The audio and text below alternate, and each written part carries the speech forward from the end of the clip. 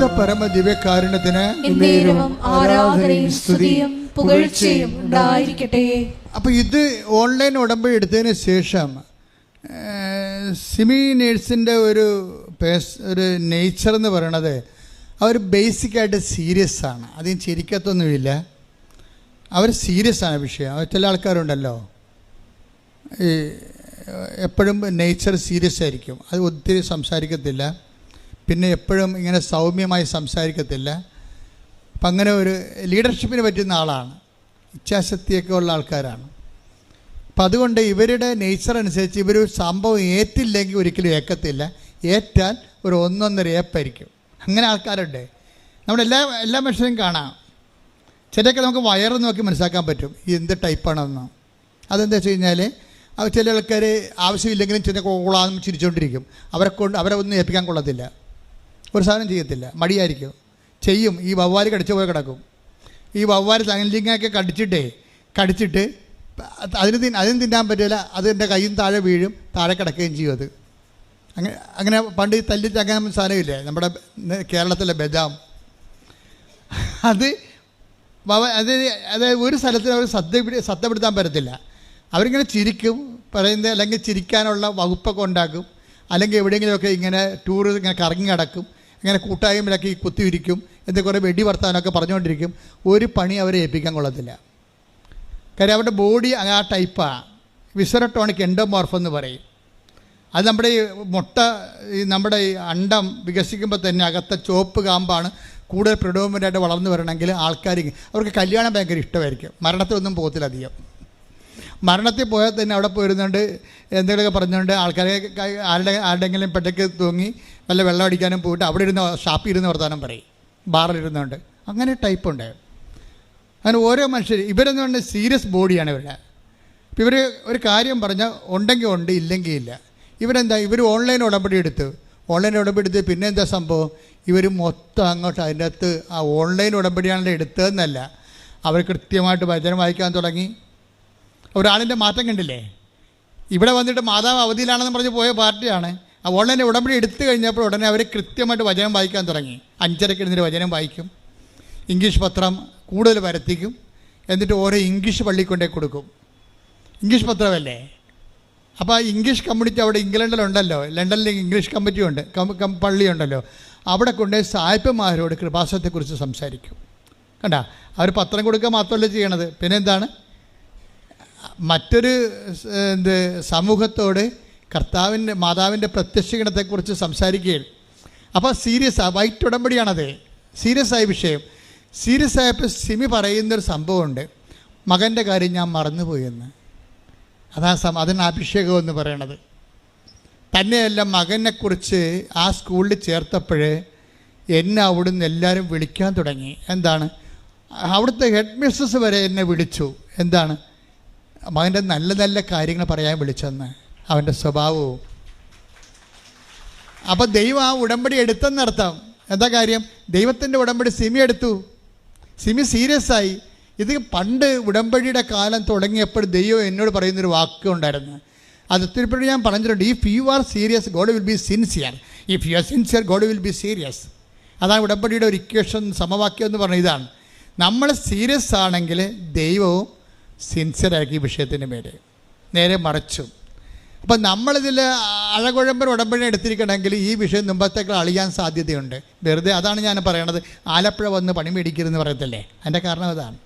എന്താ കാര്യം, ചില ആൾക്കാർക്ക് ഇതെടുക്കാൻ അർഹതയില്ല. അവർ ടേസ്റ്റ് ഉടമ്പടിയുടെ ഉപ്പ് നോക്കാൻ വന്ന ആൾക്കാരാണ്. ഇട്ട് നോക്കാം, ഇങ്ങനെ കൊത്തുണ്ടാന്ന് നോക്കി, ചൂണ്ടയിടത്തില്ല, കൊത്തി നോക്കാം, മീനുണ്ടെങ്കിൽ പിടിക്കുകയാണെങ്കിൽ, ഒരു സംഭവമെങ്കിലും നടന്നാൽ നമുക്ക് പത്രം കൊടുക്കാം, പ്രത്യക്ഷ പ്രാർത്ഥനയ്ക്ക് നേരത്തെ എഴുന്നേക്കാം. ഒരു സംഭവമെങ്കിലും നടന്നു കിട്ടിയാൽ പ്രത്യക്ഷ പ്രാർത്ഥനയ്ക്ക് നേരത്തെ എഴുന്നേക്കാം, 5:30 എഴുന്നേക്കാം. ഒരു സംഭവം നടന്നില്ലെങ്കിൽ പാർട്ടി പണ്ടത്തതുപോലെ 7 മണിക്ക് എഴുന്നേക്കത്തുള്ളൂ പ്രത്യക്ഷയുടെ പ്രാർത്ഥനയ്ക്ക്. അപ്പോൾ കഴിഞ്ഞിരിക്കുന്ന സമയം. ഇതാണ് ഈ ബ്ലാക്ക് ഉടമ്പടി എന്ന് പറയണത്. നിങ്ങൾ അതിൻ്റെ അകത്ത് കാര്യം, ഇതിൻ്റെ അകത്തൊരു നീതിയുടെ മാർഗമുണ്ട്. നീതിയുടെ മാർഗത്തിൻ്റെ 2ാം സെക്ഷൻ വായിച്ചേ. ശ്രുതിക്കട്ടെ, ഹല്ലേലൂയ. ചുങ്കക്കാരും വേശ്യകളും അവനിൽ വിശ്വസിച്ചു, നിങ്ങൾ അത് കണ്ടിട്ടും അവനിൽ വിശ്വസിക്കത്തക്ക വിധം അനുദപിച്ചില്ല. വിശ്വസിക്കത്തക്ക വിധം. അപ്പോൾ വിശുദ്ധ ലൂക്കായുടെ മത്തായിയുടെ സുവിശേഷം 21:32 എന്താ പറയണത്? ഒന്ന് പറഞ്ഞ വിശ്വസിക്കത്തക്ക വിധം അനുദപിച്ചില്ല. ഇപ്പൊ കാര്യം പിടികിട്ടില്ലേ? കാര്യം അനുദപിച്ചാൽ മാത്രമേ നമ്മൾ വിശ്വാസിയാണെന്ന് ദൈവത്തിൻ്റെ പുസ്തകത്തിൽ എഴുതി വെക്കത്തുള്ളൂ, അല്ലെങ്കിൽ നമ്മൾ അവിശ്വാസിയാണ്. ഇത് ഒറ്റ നടക്ക പോകത്തില്ല കേട്ടാ. മനസ്സിലായില്ലേ? ഒന്നിനു വായിച്ചത് 21:32. എന്തെന്നാൽ എന്തെന്നാൽ യോഹന്നാൻ നീതിയുടെ മാർഗത്തിലൂടെ നിങ്ങളെ സമീപിച്ചു. നിങ്ങൾ അവനിൽ വിശ്വസിച്ചില്ല. എന്നാൽ ചുങ്കക്കാരും വേശ്യകളും അവനിൽ വിശ്വസിച്ചു. നിങ്ങൾ അത് കണ്ടിട്ടും അവനിൽ വിശ്വസിക്കത്തക്ക വിധം അനുദപിച്ചു. അപ്പൊ കണ്ടിട്ടോ എന്ന് പറഞ്ഞാൽ എന്താണ്? മറ്റുള്ളവർ ദൈവാനുഭവം പ്രാപിക്കുന്ന കാണുന്നത് എവിടെയാണ്? സാക്ഷ്യമല്ലേ? മനസ്സിലായില്ലേ? മറ്റുള്ളവരുടെ ദൈവാനുഗ്രഹം പ്രാപിക്കുന്നത് നമ്മൾ കാണുന്നത് എങ്ങനെയാണ്? സാക്ഷ്യം കേൾക്കുമ്പോഴാണ്. ഈ സാക്ഷ്യം കേട്ടിട്ടും നമ്മൾ എന്ത് ചെയ്തില്ല? അനുദപിച്ചില്ല. അപ്പൊ സാക്ഷ്യം എന്തിനുള്ളതാണ്? അനുദപിക്കാനുള്ളതാണ്. കൈയടിക്കട്ടെ, ശ്രുതിക്കട്ടെ. ഞങ്ങൾക്ക് ആഴമായ അനുതാപം നൽകണമേ. ജനക്കൂട്ടം അവനോട് ചോദിച്ചു. പട്ടണക്കാർ മാറ്റി. അടുത്ത ശ്രോതാക്കൾ ആരാണ്? ജനക്കൂട്ടമാണ്. ജനക്കൂട്ടം ഈ പ്രസംഗം കഴിഞ്ഞ്, യോഹന്നാൻ്റെ പ്രസംഗം കഴിഞ്ഞപ്പോൾ, നീതിയുടെ മാർഗത്തിൻ്റെ സുവിശേഷം കഴിഞ്ഞപ്പോൾ, ഇത് എൻ്റെ ഒരു പോപ്പുലേഷൻ, അവിടുത്തെ ഉണ്ടായിരുന്ന പബ്ലിക് മുഴുവനും യോഹന്നാനോട് ചോദിച്ചു. എന്താ ചോദിച്ചത്? ഞങ്ങൾ എന്താണ് ചെയ്യേണ്ടത്? ഞങ്ങൾ എന്താണ് ചെയ്യേണ്ടത്? ഇപ്പം സുവിശേഷം കേട്ട് കഴിഞ്ഞാൽ പിന്നെ എന്താ അടുത്ത ചോദ്യം? അടുത്ത ചോദ്യം എന്താണ്? ഞങ്ങൾ എന്ത് ചെയ്യണം? അല്ല, എന്ത് ചെല്ലണമെന്നല്ല. മനസ്സിലായില്ലേ? ഇതാണ് വ്യത്യാസമുണ്ട് ഇതിനകത്ത്. നീതിയുടെ മാർഗം എന്ന് പറയുമ്പോൾ ഞങ്ങൾ എന്താണ് ചൊല്ലേണ്ടതെന്നല്ല ചോദിക്കണത്, പിന്നെ എന്താണ് ചെയ്യേണ്ടത്. അതാണ് അവൻ പറയണത് പോലെ ചെയ്യുക. ഉടമ്പടി. അപ്പം നിങ്ങൾ ദൈവമായിട്ട് ഉടമ്പടി ചെയ്യാനാണ് ഈ പറയണത്. ഞങ്ങൾ എന്താണ് ചെയ്യേണ്ടത്? അപ്പൊ എന്താ യോഹന്നാൻ പറഞ്ഞത്? അവൻ പറഞ്ഞു രണ്ടുടുപ്പുള്ളവൻ ഒന്ന് ഇല്ലാത്തവന് കൊടുക്കട്ടെ, ഭക്ഷണം ഉള്ളവനും അങ്ങനെ ചെയ്യട്ടെ. ഇപ്പൊ എന്താണ് സിമി ചെയ്യണത്? സിമിയുടെ ഭക്ഷണമുണ്ട്, പക്ഷേ ഇംഗ്ലണ്ടിന്റെ നിയമം അനുസരിച്ചുകൊണ്ട് ഭക്ഷണം ഇങ്ങനെ കൊടുക്കാൻ പറ്റത്തില്ല.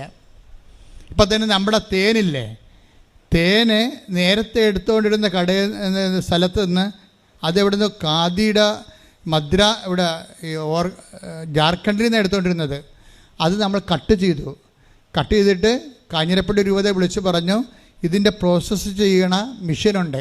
അപ്പോൾ അവിടുത്തെ അച്ഛൻ പറഞ്ഞു അത് വലിയ പാടാണ്, 8 ലക്ഷം രൂപയാണ് ആ മെഷീന്.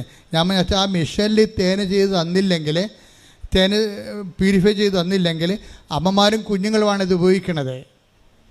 അത് മെഡിക്കൽ പ്രോബ്ലംസ് സീരിയസ്നെസ് ഉണ്ടാകും. അപ്പം നിങ്ങളുടെ സൈൻ ഈ തേന് കഴിച്ച് ആർക്കെങ്കിലും എന്തെങ്കിലും ബുദ്ധിമുട്ടുണ്ടാകുകയാണെങ്കിൽ അവരെ ആരാ അന്വേഷിക്കണം എന്നുള്ളത് അതിൻ്റെ അകത്ത് ഫുഡ് നിയമം അനുസരിച്ച് കൊണ്ട് അതിൻ്റെ അകത്ത് എഴുതി വെക്കണം. ഫോൺ നമ്പർ എഴുതി വെക്കണം. അപ്പോൾ നിങ്ങൾ നോക്കിയാൽ മനസ്സിലാകും അത്രയും സീരിയസ് ആണ് വിഷയങ്ങളെല്ലാം.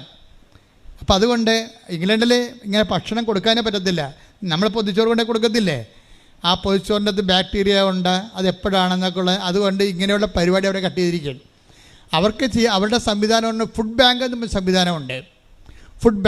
ആ ഫുഡ് ബാങ്കിലേക്ക് നമുക്ക് കൊണ്ടേ കൊടുക്കാം. അപ്പോൾ അവർ ആ ഫുഡ് കറക്റ്റാണെന്ന് കണ്ടാൽ അവരത് അക്സെപ്റ്റ് ചെയ്യും. അപ്പോഴേ സിമി എന്താ ചെയ്യണത്? ഭക്ഷണത്തിൻ്റെ പൈസയോ ഭക്ഷണമോ ബ്രാൻഡഡ് ആയിട്ടുള്ള ഫുഡ് വാങ്ങിച്ചിട്ട് ഈ ഫുഡ് ബാങ്കിൽ കൊണ്ടേ കൊടുക്കും. എന്തുമാത്രം മനുഷ്യർ വർക്ക് ചെയ്യുന്ന ഉടമ്പടി അതാണ് നീതിയുടെ മാർഗം എന്ന് പറയണത്. അപ്പോൾ ഇപ്പം നമുക്ക് ഇനിയിപ്പോൾ അത് കൊടുക്കാൻ പറ്റത്തില്ല, ഇവിടെ നിങ്ങൾക്ക് ചെയ്യേണ്ട എന്ന് പറഞ്ഞ് നമ്മളിരിക്കും. പക്ഷേ അവരതല്ല, അവർ സീരിയസ് ലേഡിയാണ്. ഇവിടെ ഭക്ഷണം ഇങ്ങനെ പൊതിച്ചോറ് കൊടുക്കാനുള്ള സംവിധാനം ഇല്ലെങ്കിൽ അവിടുത്തെ സംവിധാനം എന്താണ്? തിരക്കണം. അതാണ് ആത്മാർത്ഥത. If you are sincere God will be serious. മനസ്സിലായില്ലേ? അപ്പോൾ അവിടെ ഭക്ഷണം കൊടുക്കാൻ പറ്റുന്നില്ല എന്നുണ്ടെങ്കിൽ പിന്നെ എന്താണ് അവിടുത്തെ മാർഗം? അപ്പം തിരക്കി പറഞ്ഞു ഇവിടെ ഫുഡ് ബാങ്ക് ഉണ്ട്, അവിടെ കൊണ്ടേ കൊടുത്ത ഗവൺമെൻറ്റിൻ്റെ ഉദ്യോഗസ്ഥന്മാരാണ് അത് കൈകാര്യം ചെയ്യണത്. ഗവൺമെൻറ് ലോ അനുസരിച്ചുകൊണ്ട് അവർ തന്നെ വേണ്ട സ്ഥലത്തേക്ക് ഡിസ്ട്രിബ്യൂട്ട് ചെയ്തോളൂ. അപ്പോൾ ഇവർ പിന്നീട് കൊള്ള പൈസ കിട്ടുന്നതനുസരിച്ചുള്ള ഫുഡ് ബാങ്കിനെ സഹായിക്കാൻ തുടങ്ങി. എന്താ കാര്യം? ഭക്ഷണമുള്ളവൻ ഭക്ഷണമില്ലാത്തവന് കൊടുക്കണം. ഇപ്പോൾ നിങ്ങൾ തന്ന വസ്ത്രം എല്ലാം എന്താ ചെയ്തിരിക്കണത്? ആ വസ്ത്രം നിങ്ങൾ ഇവിടെ ഒരു 2 കിലോ വരയ്ക്കാൻ പറ്റിയ വസ്ത്രം നിങ്ങൾ തന്നിട്ടുണ്ട്. നല്ല പുതിയ വസ്ത്രങ്ങളാണ് പലരും തന്നത്. അതപ്പം തന്നെ വയനാടിന് ഉരുൾപൊട്ടിയെന്ന് കേട്ട് അവിടെ ആൾക്കാർ അഭയാർത്ഥികളായി പോയെന്ന് കേട്ടപ്പോൾ തന്നെ എന്ത് ചെയ്ത്, അപ്പം തന്നെ ഇവിടുന്ന് 2 വണ്ടി നിറച്ച് ഉടുപ്പുമായി പോയി. ഉടുപ്പും പിന്നെ ഒരു 10 ചാക്ക് അരിയും പയറും എല്ലാമായിട്ട് പോയി. പിന്നെ പൈസയും കൊടുത്തു. എമർജൻസി, കാരണം അവിടെ നമുക്ക് വെച്ച് താമസിക്കാൻ പറ്റത്തില്ല. നിങ്ങൾക്കൊക്കെ ഇതൊക്കെ പിരിവെടുത്തൊക്കെ വരണം. ഞങ്ങൾക്കിവിടെ ഇതിന് സംവിധാനമുണ്ട്. അത് നിങ്ങൾ തന്നെ സംവിധാനമാണ്, ഉടമ്പടിയുടെ ഭാഗമാണ്. എന്ന് വെച്ച് കഴിഞ്ഞാൽ ഉടമ്പടി നിലനിൽക്കുന്നത് എപ്പോഴും ചെയ്യുന്നതിലാണ്. അതാണ് നീതിയുടെ മാർഗം. ഇപ്പം ജനക്കൂട്ടത്തോട് പറഞ്ഞത് എന്താണെന്ന് അറിയാവോ? നിങ്ങൾ ഭക്ഷണം കൊടുക്കണം. പിന്നെന്താ പറഞ്ഞത്? നിങ്ങൾ വസ്ത്രം കൊടുക്കണം. ഇപ്പോൾ പുതിയൊന്നുമല്ലേ, ഉടമ്പടിയിലുള്ളതാണ്. ഞങ്ങൾ എന്ത് ചെയ്യണമെന്ന് വചനം കേട്ടവർ ചോദിച്ചു. ഞങ്ങൾ എന്ത് ചെയ്യണം? എന്താണ് നിങ്ങൾ ചെയ്തത്? ദൈവത്തെ അവൻ പറയണ പോലെ ചെയ്യാൻ പറഞ്ഞിട്ട് നിങ്ങൾ എന്താ? ഒന്നാമത്തെ എൻ്റെ സഹോദരങ്ങളോട് ഞാൻ കാലെ പിടിച്ച് പറയുകയാണ്, നമ്മൾ എന്ത് ചെയ്താലും മുതലാകാത്ത ഒരാളാണ് മോളിൽ തലക്ക് തൂങ്ങി വിറകെ തൂങ്ങി നന്നായിട്ട് കിടക്കണത്. എന്താ കാര്യം? അങ്ങയുടെ കയ്യിലുള്ള മൊത്തം അങ്ങനെ ചെലവഴിച്ച്. ഇപ്പം മടി എനിക്ക് ഭയങ്കര ഇഷ്ടമാണ് കർത്താവിനെ കുറിച്ച് രൂപം കാണാൻ. എന്താ കാര്യം അറിയാമോ? മടി തുറന്നിട്ടിരിക്കണം, ഇനി ഒന്നും ഇല്ലെന്ന് പറയും. ഇനി ഒന്നുമില്ല, തരാനുള്ള എല്ലാം തന്ന്. കേട്ടോ, മടി തുറന്ന് കിടക്കണം കണ്ടില്ലേ? മടി തുറന്ന കർത്താവിൻ്റെ കുരിശുരൂപം കാണുമ്പോൾ എൻ്റെ കണ്ണ് നിറയെ. ശരിക്കും പറഞ്ഞാൽ ഇനി ഒന്നുമില്ല. ഇത് തന്നെ അപ്പായിക്ക് സംഭവിച്ചത്. അപ്പായി ഇത് തന്നെ പറയും, എന്താണ്? തൻ്റെ ഏകജാതനെ നൽകാൻ തക്ക വിധം എന്ന് പറഞ്ഞ്, തൻ്റെ ഏകജാതനെ നൽകാൻ തക്ക വിധം അത്രമാത്രം ദൈവം ലോകത്തെ സ്നേഹിച്ചു. ദിവ്യകാരുണ്യത്തിന് അപ്പം വിശ്വാസത്തിൽ ഈ ശ്രീമി വളരണം, ഈ ഹെഡ് നേഴ്സ് വളരണം കണ്ടില്ലേ? അത് കാര്യം എന്താണ്? അത് അനുതാപത്തിൻ്റെ ഫലങ്ങൾ അവർ പുറപ്പെടുവിച്ചുകൊണ്ടിരിക്കുകയാണ്. ഇവരിപ്പോൾ ചെയ്തുകൊണ്ടിരിക്കുന്നത് എന്താണെന്ന് അറിയാമോ? ഇവർ പറയണതേ, ഞാൻ ഹെഡ് നേഴ്സാണ്, എനിക്ക് പേഷ്യൻ്റ് കമ്മിറ്റ്മെൻ്റ് ഒന്നുമില്ല. 20 കൊല്ലമായില്ലേ അവിടെ വർക്ക് ചെയ്യണത്. അവർ ഹെഡ് നേഴ്സാണ് അവിടുത്തെ. അവർക്ക് പേഷ്യൻ്റ് കമ്മിറ്റ്മെൻ്റ് ഒന്നുമില്ല. വാർഡിൽ പോവുകയും പേഷ്യൻറ്റിനെ ട്രീറ്റ് ചെയ്യാൻ പരിപാടിയൊന്നുമില്ല. നേഴ്സുമാരുടെ ആ വാർഡിലൊക്കെ നിശ്ചയിച്ചിരിക്കുന്ന നേഴ്സുമാരുടെ കാര്യം ഡ്യൂട്ടിക്ക് അവർക്ക് നിർദ്ദേശങ്ങൾ കൊടുത്താൽ മതി. പക്ഷെ ഉടമ്പടി എടുത്തപ്പോൾ എനിക്ക് മനസ്സിലായി, ഞാൻ പൊതുവെ സീരിയസ് ആണ്, ഹെഡ് വെയ്റ്റോട് കൂടി ജീവിക്കുന്ന ആളാണ്. അപ്പോൾ എനിക്ക് കർത്താവിൻ്റെ ജോലി ചെയ്യണമെങ്കിൽ ഹെഡ് വെയ്റ്റിൻ്റെ ആവശ്യമില്ല. ഞാൻ അന്ന് മുതൽ എല്ലാ വാർഡിലും പോകും. ഞാനോട് പറയും, ഞാൻ നോക്കിക്കൊള്ളാം, നിങ്ങൾ റെസ്റ്റ് എടുക്കാൻ പറയും. എന്ത് മാറ്റമാണെന്ന് ചോദിക്കേ. അവർ 20 കൊല്ലം ഹെഡ് നേഴ്സായിട്ടിരുന്നിട്ട് ഓഫീസിൽ ജോലി ചെയ്ത ആളാണ്. ഇപ്പം ഞാൻ എടുത്തു ചാടിയേ സംസാരിക്കത്തുള്ളൂ. എന്നെ കാണുമ്പോൾ തന്നെ മറ്റു നേഴ്സുമാർക്ക്, താഴെയുള്ള നേഴ്സുമാർക്ക് പേടിയാണ്. ഇപ്പം ഞാൻ അവരോട് സൗമ്യമായി സംസാരിക്കുന്നുണ്ട്, ശാന്തമായി സംസാരിക്കുന്നുണ്ട്. അവരെ ഹെൽപ്പ് ചെയ്യണമെന്നുള്ള മാനസികാവസ്ഥ എനിക്കുണ്ട്. അതുകൊണ്ട് അവർക്ക് എന്തെങ്കിലും വിഷമമുണ്ടെങ്കിൽ ഞാനത് തിരക്കുന്നുണ്ട്. ഇവരങ്ങ് ടോട്ടലി മാറി, അവരൊരു സൗമ്യതയായി മാറി. സൗമ്യതയെന്ന് പറയുന്നത് ഉടമ്പടി ചെയ്യുമ്പോൾ വ്യക്തികൾക്ക് സൗമ്യത നിങ്ങൾക്കറിയാമോ? സൗമ്യത ഒരു കോമ്പൗണ്ടാണ്. സൗമ്യത എന്ന് പറയുന്നത് ഒരു കോമ്പൗണ്ട് ഗ്രേസാണ്. സൗമ്യത എന്ന് പറയണത് ഭയങ്കര പാടാണ്. എനിക്കൊക്കെ സൗമ്യതയൊക്കെ വരണമെങ്കിൽ 1000 കിലോമീറ്റർ നടക്കാൻ ഓടേണ്ടി വരും. എന്ത് കഴിഞ്ഞാൽ എനിക്ക് അല്പം തെറ്റിക്കണ്ടെങ്കിൽ ഞാൻ അപ്പം തന്നെ എൻ്റെ മുഖം മാറും. എനിക്കറിയാം, എന്നത്തോട് തന്നെ ഞാൻ യുദ്ധം ചെയ്താണ് ഞാൻ ഇവിടെ ജീവിക്കണത്. എന്താ പ്രശ്നം? സൗമ്യത എന്ന് പറയണമ്പോൾ ആദ്യം സ്നേഹം, പിന്നെ ക്ഷമ, പിന്നെയാണ് സൗമ്യത വരണത്. അതാണ് കോമ്പൗണ്ട് ഗ്രേസ് എന്ന്. ഇതൊക്കെ ഞാൻ കർത്താവ് എന്നോട് പറഞ്ഞ രഹസ്യങ്ങളാണ്, ആത്മീയ രഹസ്യങ്ങൾ, അല്ലാതെ ഞാനൊരിടത്തും പഠിച്ചതല്ല. സൗമ്യത എന്ന് പറയുമ്പോൾ ആദ്യം കഴിഞ്ഞ സ്നേഹമാണ് വരണത്. ഇപ്പം തൻ്റെ ഈ കൊടുക്കണേ നൽകണേ എന്താണ്? ആരൊക്കെ എന്തായാലും എന്തെങ്കിലും നൽകണമെന്ന് തോന്നണേ എന്താണ്? സ്നേഹമാണത്. അതാണ് തൻ്റെ ഏകജാതനെ നൽകാൻ തക്ക വിധം. അത് 3:16 വായിച്ചേ, യോഹന്നാൻ 3:16. ശ്രുതികട്ടെ, ഹല്ലേലൂയ. നൽകാൻ തക്കവിധം ദൈവം ലോകത്തെ അത്രമാത്രം സ്നേഹിച്ചു. എത്രമാത്രമാണെന്ന് ഒരു പിടിയുമില്ല. അത് ഇത്രമാത്രം ഒന്ന് ദൈവം പറയും. നീ എന്നെ എന്തുമാത്രം സ്നേഹിച്ചെന്ന് ചോദിച്ചാൽ ദൈവം പറയും, നീ കുരിശിട്ട് നോക്കി, എൻ്റെ ഏകജാതനെ ഇതുപോലെ നൽകാൻ തക്ക വിധം അത്രമാത്രം സ്നേഹിച്ചു. ഇപ്പം കുരിശുരൂപം കാണുമ്പോൾ നമുക്ക് തോന്നേണ്ടത് ദൈവസ്നേഹമാണ്. ദൈവസ്നേഹത്തിൻ്റെ ഒരു തുറന്ന ബൈബിളാണ് കുരിശുരൂപം എന്ന് പറയണത്. അതുകൊണ്ട് തന്നെ കുരിശുരൂപം, ചിലർ എന്നോട് ചോദിക്കും, അച്ഛാ കുരിശുരൂപം വീട്ടിൽ വെക്കാൻ പറ്റുമോ അച്ഛാ? എന്താണ് കാര്യം? വിശുദ്ധ അന്ധവിശ്വാസികളുണ്ടേ. കുറേ ആൾക്കാർ അവിശുദ്ധ അന്ധവിശ്വാസികളെ രണ്ടായിട്ട് തിരിക്കാം. ഒന്ന് അവിശുദ്ധ അന്ധവിശ്വാസികളും പിന്നെ വിശുദ്ധ അന്ധവിശ്വാസികളും. അവർ വിശ്വാസികളായിരിക്കുമ്പോൾ തന്നെ അവർക്ക് ഇതിൻ്റെ അകത്ത് കുറേ അച്ഛാ കുരിശുരൂപം വീട്ടിൽ വെക്കാമോ അച്ഛാ, എന്നോടൊന്ന് നേരെ പച്ചക്ക എൻ്റെ മുഖത്തൊക്കെ ചോദിക്കണതാണേ. അപ്പോൾ എന്താ കാര്യം? കുരിശുരൂപം വീട്ടിൽ വെച്ചാൽ നമ്മൾ മരിക്കുമ്പോൾ തലയ്ക്ക് ഭാഗത്ത് വെക്കണമല്ല കുരിശുരൂപം. അപ്പോൾ വീട്ടിൽ മരണം ഉണ്ടാകുന്ന അവർ വിശ്വസിക്കണത്. പരിപാടി തിണ്ടിയില്ലേ? പിശാച് എന്തും തന്ത്രപരമായിട്ടാണ്. പക്ഷേ കുരിശിൽ കർത്താവ് കിടക്കുമ്പോൾ എന്താ തോന്നണത്? അത് 3:16. അത് 3:16. എന്താണത്? തൻ്റെ ഏകജാതനെ നൽകാൻ തക്ക വിധം ഇത്ര മാത്രം. അതാണ് സംഭവം. ദൈവം നമ്മളെ സ്നേഹിച്ചു. കൈയടിക്കട്ടെ, ശ്രദ്ധിക്കട്ടെ. അതുകൊണ്ട് നമ്മൾ ദൈവത്തിൻ്റെ ഒരു മൈൻഡ് സെറ്റ് എന്ന് പറയണത് ഒന്നും മുതലാകത്തില്ല. അതാണ് പ്രശ്നം. ഒന്നും മുതലാകത്തില്ല. അത് നിങ്ങൾക്ക് മനസ്സിലാകണം. എന്താ ഒന്നും മുതലാകത്തില്ലെന്ന് പറഞ്ഞാൽ, ഇപ്പോൾ തൻ്റെ ഏകജാതനെ നൽകാൻ തക്ക വിധം ദൈവം അത്രമാത്രം സ്നേഹിച്ചു. ഇനി ഏകജാതം വന്നപ്പോൾ നമ്മളോട് ചോദിച്ചത് എന്താണ്? വിശേഷവിധിയായി നിങ്ങൾ എന്താണ്? അതാണ് പ്രശ്നം. നമ്മൾ സാധാരണ രീതിയിൽ ചെയ്തതൊന്നും ദൈവത്തിന് മുതലാകത്തില്ല. 5:46 എടുത്തേ, ശ്രദ്ധിക്കട്ടെ. ഹല്ലേലൂയ. നിങ്ങളെ സ്നേഹിക്കുന്നവരെ നിങ്ങൾ സ്നേഹിച്ചാൽ, കേട്ടോ ഒന്ന് പറഞ്ഞേ, നിങ്ങളെ സ്നേഹിക്കുന്നവരെ മാത്രം നിങ്ങൾ സ്നേഹിച്ചാൽ നിങ്ങൾക്ക് എന്ത് പ്രതിഫലമാണ് ലഭിക്കുക? ഒലക്ക മുഴുകി കിട്ടുമെന്നാണ് ഈ പറയണത്. മനസ്സിലായില്ലേ? നിങ്ങൾ സ്നേഹിക്കുന്നവരെ മാത്രമാണ് നിങ്ങൾ സ്നേഹിക്കുകയാണെങ്കിൽ നമ്മുടെ ജീവിതം സ്വാഹ. അത്രേ ഉള്ളൂ, ഒന്നുമില്ല.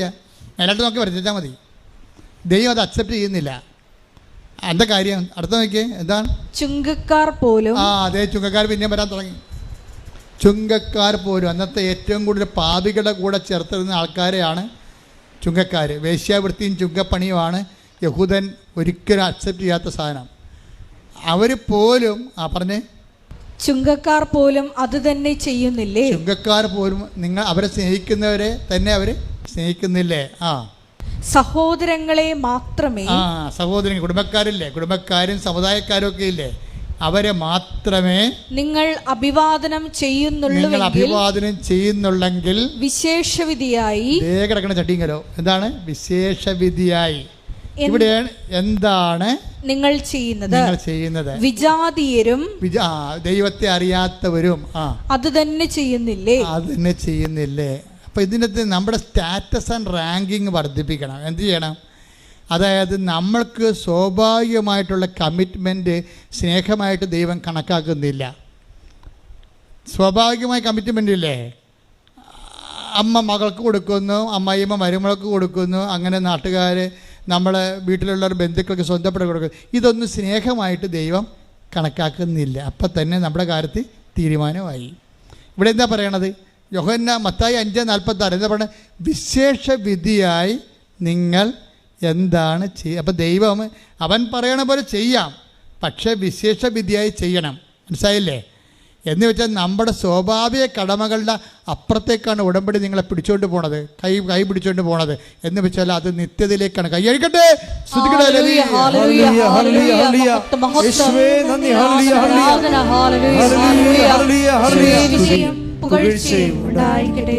എൻ്റെ മക്കളുടെ ഇതിനകത്ത് വിഷയം എന്താണ്? ഉടമ്പടി എന്ന് പറയണത് നിത്യതയിലേക്കുള്ളൊരു യാത്രയാണ്. അത് കാരണം അതിൻ്റെ ആസ്തികളാണ് നമ്മളിവിടെ വെച്ച് സംഭരിക്കണത്. അതുകൊണ്ടാണ് വിട്ടുവീഴ്ചയില്ലാത്തത്. അതാണ് വിശേഷ വിധിയായി നിങ്ങൾ എന്താണ് ചെയ്യണത്? എക്സ്ട്രാ ചെയ്യണത് എന്താണെന്ന് ചോദിക്കണത്. പക്ഷേ എക്സ്ട്രാ ചെയ്യണത് എന്തിനു വേണ്ടിയാണ്? നിത്യതയ്ക്ക് വേണ്ടിയാണ്. You got the point. It is clear അല്ലേ? അതായത് ഈശോ പറയുന്നത് എന്താണ്? നമ്മൾ എനിക്ക് ജെറുസലേമിലേക്ക് പോകേണ്ടിയിരിക്കുന്നു. ഒരു ദിവസം ഞാനിങ്ങനെ വായിച്ചായിരുന്നു, എനിക്ക് ജെറുസലേമിലേക്ക് കർത്താവ് പറഞ്ഞതാണേ. എനിക്കാണത് മത്തായിയുടെ സുവിശേഷം 16:21 എഴുതേ. ശ്രുതിക്കട്ടെ ഹല്ലേലൂയ. മത്തായി 16:21. മത്തായി 16:21. അപ്പോൾ മുതൽ യേശു തനിക്ക് ജെറുസലേമിലേക്ക് പോകേണ്ടിയിരിക്കുന്നുവെന്നും ശ്രേഷ്ഠന്മാരിൽ നിന്നും പ്രധാന പുരോഹിതന്മാരിൽ നിന്നും നിയമജ്ഞരിൽ നിന്നും വളരെയേറെ സഹിക്കേണ്ടി വരുമെന്നും താൻ വധിക്കപ്പെടുമെന്നും എന്നാൽ മൂന്നാം ദിവസം ഉയർപ്പിക്കപ്പെടുമെന്നും ശിഷ്യന്മാരെ അറിയിച്ചു തുടങ്ങി. അപ്പൊ ശിഷ്യന്മാരെ അറിയിച്ചു തുടങ്ങി എന്ന് പറയണത്, ഇത് വായിച്ചുകൊണ്ടിരിക്കുമ്പോൾ ഞാൻ കഴിഞ്ഞ ദിവസം ആഴ്ചയിലാണ് ഇത് എല്ലാപ്പോഴും വായിക്കുന്നതാണ് ഈ ഭാഗങ്ങൾ. പക്ഷെ അപ്പോഴും ഈശോ പറഞ്ഞത്, ഇടമോനെ ഇത് ജെറുസലേമിലേക്ക് പോകണമെന്ന് പറഞ്ഞു കഴിഞ്ഞാൽ ഇസ്രായേലിൻ്റെ തലസ്ഥാനമൊന്നുമല്ല, ഞാൻ സ്വർഗീയ ജെറുസലേമിലേക്ക് പോകുന്ന യാത്രയാണ് ഞാൻ തുടങ്ങിയത്. അത് ഞങ്ങൾ സെമിനാരിൽ പോലും പഠിക്കാത്ത സംഭവമാണ്. കാര്യം ഇതിന് ജെറുസലേം ഗലീലി ടു ജെറുസലേം എന്നും പറഞ്ഞ് യുക്കാൻ്റെ സുവിശേഷത്തിൽ ഒരു മാർഗത്തിൻ്റെ സുവിശേഷം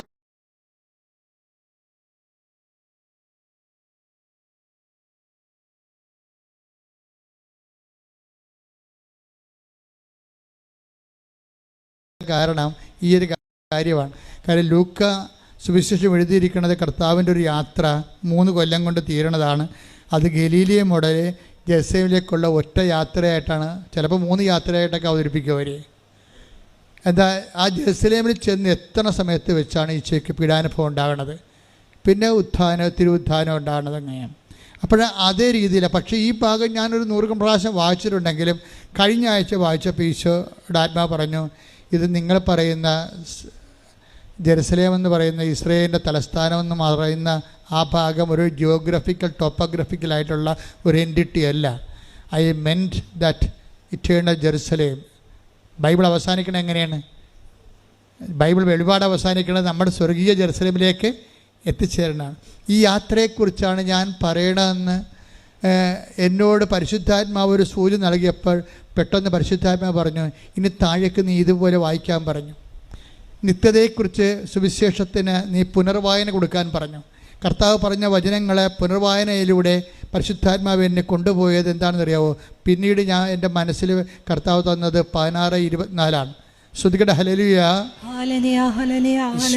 മത്തായി 16:24. ശ്രുതികട ഹല്ലേലൂയ. മത്തായി 16:24.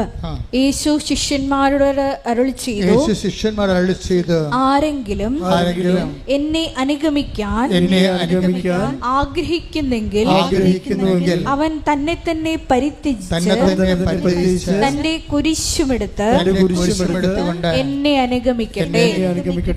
ഇവിടെയാണ് പ്രശ്നമെന്ന് പറഞ്ഞു. എന്ന് വെച്ചാൽ ഇത് പറഞ്ഞിരിക്കുന്നത് ഗാഗുൽത്തായി പോയി പത്രോസും ശിഷ്യന്മാരും എല്ലാവരും കൂടെ പോയിട്ട് അനുഗമിച്ച് അവിടെ പോയി കർത്താവിനെ പോലെ കുരിശിൽ കിടക്കുന്ന കാര്യമല്ല പറയണത്. നമുക്ക് ഇത് ഇങ്ങനെ പറഞ്ഞു കഴിയുമ്പോൾ താഴേക്ക് വായിക്കുമ്പോൾ നമ്മളൊക്കെ ഇതും അങ്ങനെയായിരിക്കും. അല്ല, നമുക്ക് എനിക്ക് ജെറുസലേമിലേക്ക് പോകേണ്ടിയിരിക്കണം എന്നാണ് ഈശോ പറഞ്ഞത്. ശിഷ്യന്മാരെ കൂട്ടിയിട്ടില്ല അവിടെ. എനിക്ക് ജെറുസലേമിലേക്ക് പോകേണ്ടിയിരിക്കണത്. ഇനി ആർക്കെങ്കിലും നിത്യതയിലേക്ക് എൻ്റെ കൂടെ വരണമെന്നുണ്ടെങ്കിൽ പിന്നെന്താ ചെയ്യണത്? ആർക്കെങ്കിലും എന്നെ അനുഗമിക്കാൻ നിത്യ ജെറുസലേമിലേക്ക് പോണ യാത്രയിൽ ആർക്കെങ്കിലും എന്നെ അനുഗമിക്കാൻ താല്പര്യം ഉണ്ടെങ്കിൽ 16-24 വർക്കൗട്ട് ചെയ്യണം. എന്താണ്?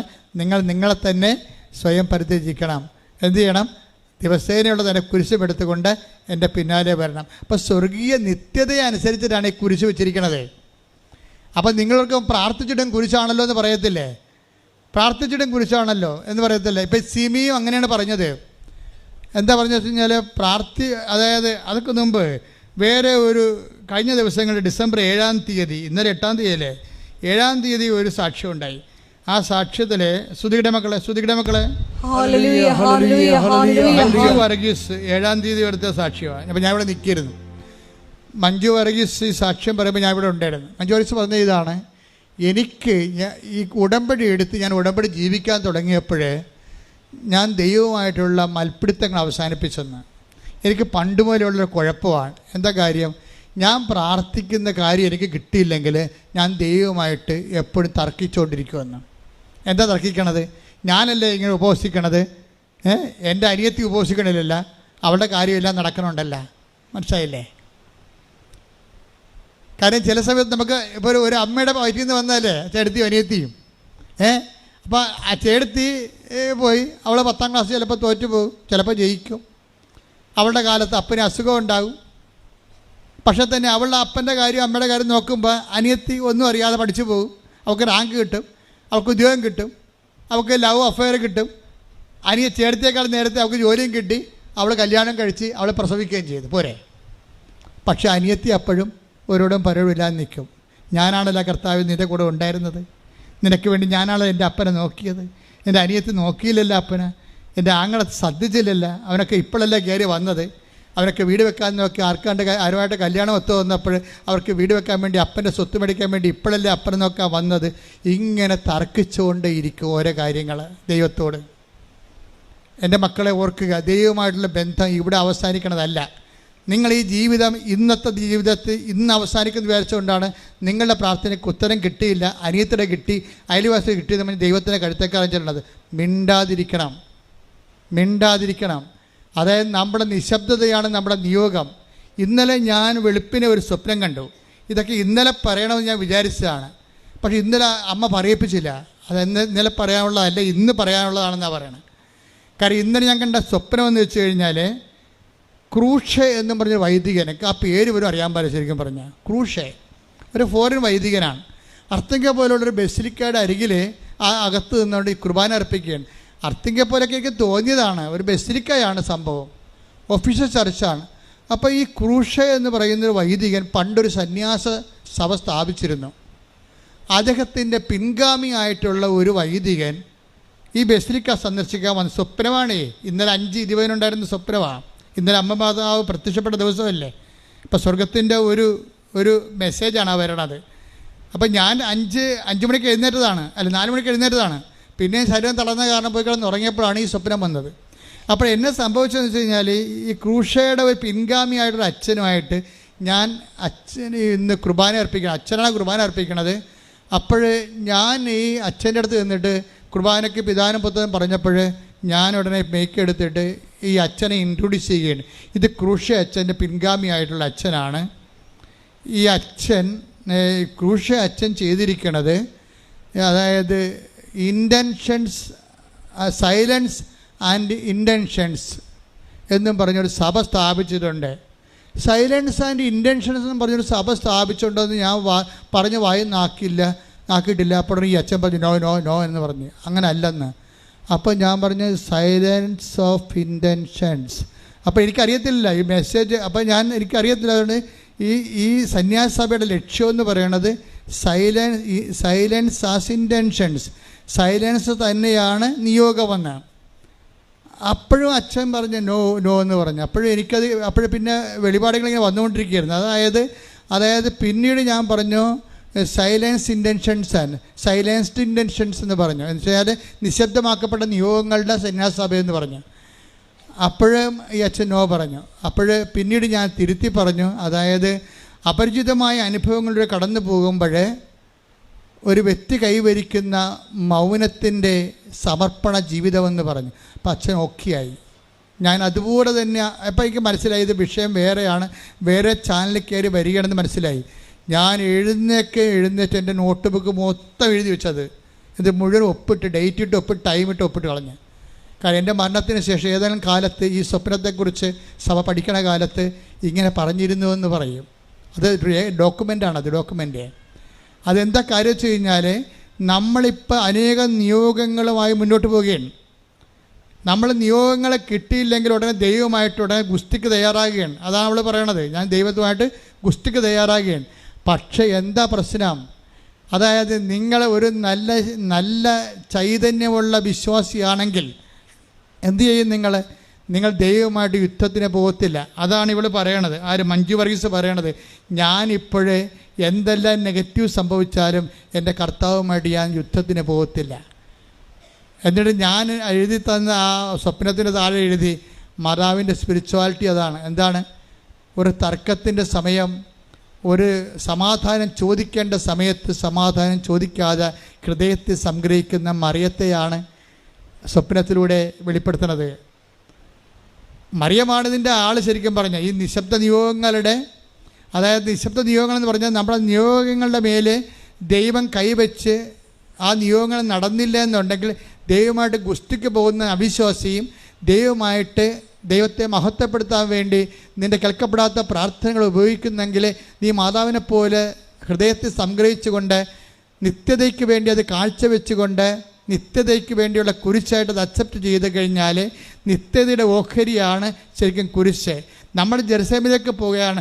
ഞാൻ ജെറുസലേമിലേക്ക് പോകണമെന്നാണ് ഈശോ പറഞ്ഞത്, അല്ലാതെ നമ്മൾ പോകണമെന്നല്ല. പക്ഷേ ഇവർ 5-10 പേരുണ്ടായിരുന്നു, 12 പേരും കൂടിയാണ് ജെറുസലേമിലേക്ക് പോയത്. പക്ഷേ ഈശോ ഇവിടെ പറയണത് ഞാൻ ജെറുസലേമിലേക്ക് പോകണമെന്നാണ് പറയണത്. നിങ്ങൾ പോണ കാര്യം പറഞ്ഞിട്ടില്ല. നിങ്ങൾക്ക് ആർക്കെങ്കിലും എൻ്റെ കൂടെ നിത്യ ജെറുസലേമിലേക്ക് വരണമെന്നുണ്ടെങ്കിൽ 16-24 വർക്കൗട്ട് ചെയ്യണം. എന്താണ് 16-24 എന്താണ്? എന്നെ അനുഗമിക്കാൻ ആഗ്രഹിക്കുന്നവൻ സ്വയം പരിത്യജിക്കണം. സ്വയമാണല്ല പ്രശ്നം. ഇവിടുത്തെ മെയിൻ പ്രശ്നം സ്വയമാണ്. സ്വയമെന്ന് വെച്ചാൽ എൻ്റെ സുഖം, എൻ്റെ താല്പര്യം, എൻ്റെ സന്തോഷം, എൻ്റെ സെക്യൂരിറ്റി, ഇതാണ് സ്വയം. ഈ സ്വയം നിൽക്കുന്നിടത്തോളം കാലം ആർക്കും നിത്യതയിലേക്ക് കയറി പറ്റാൻ പറ്റത്തില്ല. കാര്യം അവർ അഹങ്കാരികളും തോന്നിവാസികളും അവരുടെ കാര്യം നടത്താൻ വേണ്ടി ദൈവത്തെ ദുർവിനിയോഗിക്കുന്നവരുമാകും. അതുകൊണ്ട് തന്നെ അവരെ ബഹളക്കാരെന്നാണ് ദൈവം വിളിക്കണത്. ഡയറസിൻ്റെ വീട്ടിൽ നിത്യതയിലേക്ക് ഒരു മനുഷ്യനെ നിത്യതയിലേക്ക് മനുഷ്യനെ കൊണ്ടുപോകാൻ കർത്താവിന് കഴിയുമെന്നുള്ള സൂചനയായിട്ട് ഭൂമിയിൽ മരിച്ചൊരു പോയ മനുഷ്യനെ ഉയർപ്പിക്കുന്ന സമയത്ത് കർത്താവ് പറഞ്ഞു ബഹളക്കാർ ഗെറ്റൗട്ട് അടിക്കാൻ പറഞ്ഞു. ഉടനെ അവിടെ നിന്നവർ പറഞ്ഞു ബഹളക്കാർ എഴുന്നേറ്റ് പോകാൻ പറഞ്ഞു. കരഞ്ഞു കൂപിക്ക് നിലവിളിച്ച് നടക്കുന്ന, കഴിഞ്ഞ കാലത്തെ ഓർത്ത് നിരാശപ്പെട്ട് നടക്കുന്ന ആൾക്കാരും എഴുന്നേറ്റ് പോകാൻ, നിങ്ങൾക്കിവിടെ സീറ്റില്ലെന്ന് പറഞ്ഞു. Take the word of God. ശ്രുതിക്കട്ടെ ഹല്ലേലൂയ.